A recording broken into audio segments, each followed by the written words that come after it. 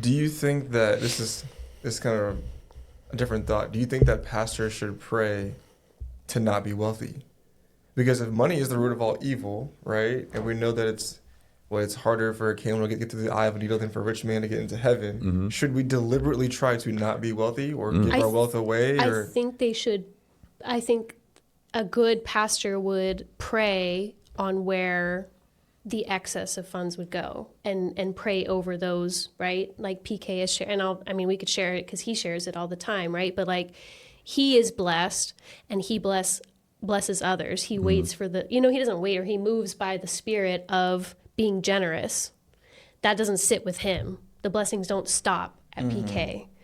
Now, would I say PK is wealthy? No. But I don't think you have to pray against that, because if you are doing what you're supposed to, it should be flowing through anyways. Right. That's hard. Yeah. That's or even regular, not even pastors, regular people. Sure. It applies to anybody, not just pastors, right? Mm-hmm. Do you? Because people talk about social media. I want to be wealthy. I want this. I want that. But to your point, once you get all these things, if you're not mentally prepared for it, then you gain the world and lose your soul. Well, it's funny because a lot of people think that becoming wealthy, they feel like God has blessed them. And nobody said the devil couldn't do the same thing. Yeah. I would, man. What do you say? What would you do? I don't know what I would do, because I ain't wealthy. That's y'all's problem. But that is hard. Like, You know what I mean? even if you look from the outside in, right? As I don't think about my pastor's salary. I don't think about any of that stuff. I don't look around and like, oh man, like, oh, how much he making? Like, is it? I've never really You went down don't have that. to, because he That's doesn't fair. live like that. That is but if fair. you were to see him walk up with 5 gold chains and He's past that stage. Well, I was so gonna let's- say, but just like if you were so to we- see and a new Louis Vuitton suit every Right, week, right, or right. you were to The see Rolls him Royce, pull you up know? and Yeah. But I'm saying we don't have to. I don't know, Because- 100%. right. But it's like, it's different thinking about, again, even church as a business, right? Church is not a business, but it functions as a business organization, right? We got a finance ministry crew. I'm not even gonna call it a ministry. We got our finance group. We got our admin. We have our leadership. We have all these things, right? We have people on payroll, and it's like, it's different for me to think of it in that perspective of like business entity type, right? We have corporate entities as churches, right? And churches they don't pay taxes and stuff like that. That's the one thing that I saw. That, like, see people in comments talking about, oh, churches can pay taxes. They're putting on these Tax the church, yeah. elaborate performances and stuff. That's not worship. That's not this, that, and the other. Like, that's entertainment. You know what I'm saying? Like, stuff like that. And so I just got totally off with the topic of how much should we pay pastors, or should they be wealthy? But yeah, to answer that question, I don't think they should be poor, but I have seen some pastors who live very modest lives, and I've seen some that they be out there flexing. And it looks different when you flex. It looks different when you flex.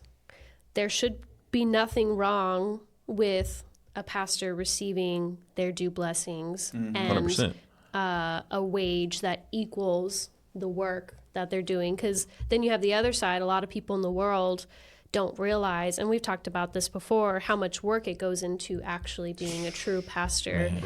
And so that's also not to say that they can't buy a nice car if they want a nice car. But like you said, there's a difference between flexing. That's why I went over the top with 5 gold chains, and you see him with a nice big diamond earring, and you see and. But if you were to see, right, and I think Pastor was blessed by his spiritual father earlier this year. He has, like a nice cross now that he wasn't wearing before, but we didn't have to look at that and be like, look at it, Simon, what's going on? You all of a sudden liking the money a little bit too much, because that's not who his character shows.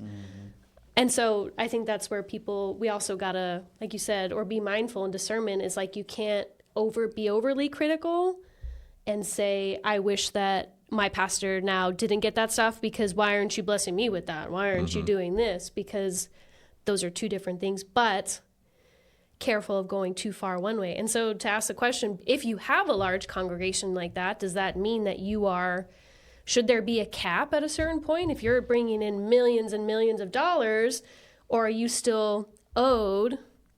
Is that still due in respect What's to your have? owed? What's your due? Does it touch? I don't think it's tied to the amount of money that your church brings in tithes. I don't think a pastor's salary should be tied to that. Is that where the issue comes in some of these bigger churches? So then there's the prosperity, where we've seen the televangelists that say, if you just tithe 111, oh, that's such an angel number, you will be blessed. Does that come from because the more the church is bringing in, the more they're getting paid, right? That is a business, though. Right. 100%. Right. I don't know. If my pastor was getting 10% off the top, then I gotta ask some questions. Yeah. You know what I'm saying? If he getting commission, Commission. Not commission. yeah, that's crazy. You don't see the same numbers every week, you know. Man said he in sales. He's boosting. Wow. He's boosting on Instagram. Man, like, no, that's crazy. I don't think Pastor even knows what a boost would be. Yeah. All the bots bringing in $1. Oh, man. Man, But I mean, I think that's where that gets out of control, right? I mean, we see the mega. I mean, I'm thinking of the people in Houston, thinking of Joel Osteen specific. That name keeps coming to mind. And people had an issue, right? I think this was during Hurricane. was it Harvey or Harvey? something like that? One of those. I don't know. And not opening up one of the biggest facilities in the Houston area to people who needed it at the time, which, there was probably a lot more nuances that went along with that. But that goes along with a lot of that prosperity gospel that we mentioned earlier. And is there a cap, right? If you live in San Antonio, Texas, cost of living is not very high, but you have a huge, large, do you keep continuing to get more and more? Or is it, not cost of living, but somewhere where you can live comfortably and do what you need to do as a pastor? Or is it the more you keep bringing in, I'm going to just keep getting more and more and more? Or should it be going, right? Like, I think one of the biggest churches that we have here in San Antonio is CBC Social, right? I think they have about 5-6 campuses around.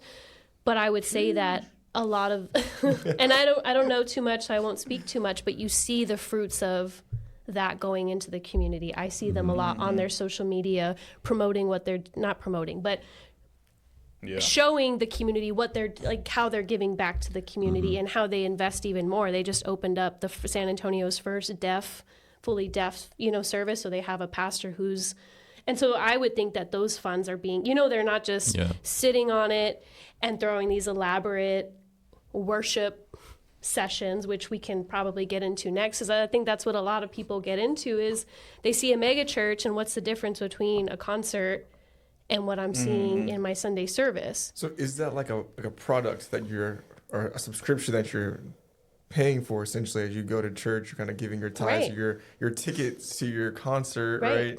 Or special services, like you mentioned. I'm not saying you could look at it in a different way, right? But you could say there's certain things that you could do, then you essentially pay for that as you go in the form of a tithe to get that. And if you don't get that, you don't feel like your needs are being met, that product is not a good fit for you, then you find a different product.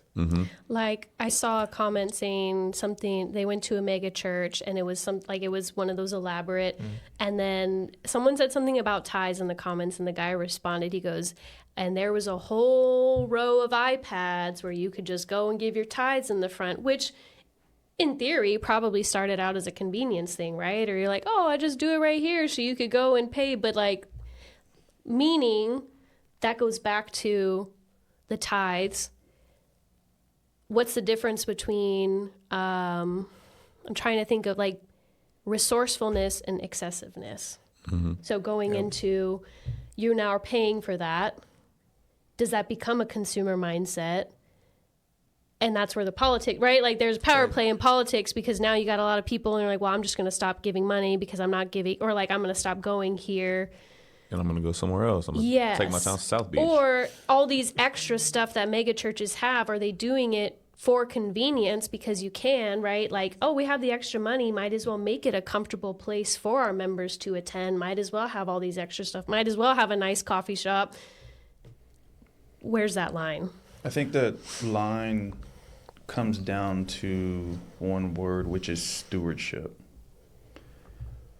Do we really, as a church, universal, do we really view these tithes as God's money? Not our money, not insert church name here's money.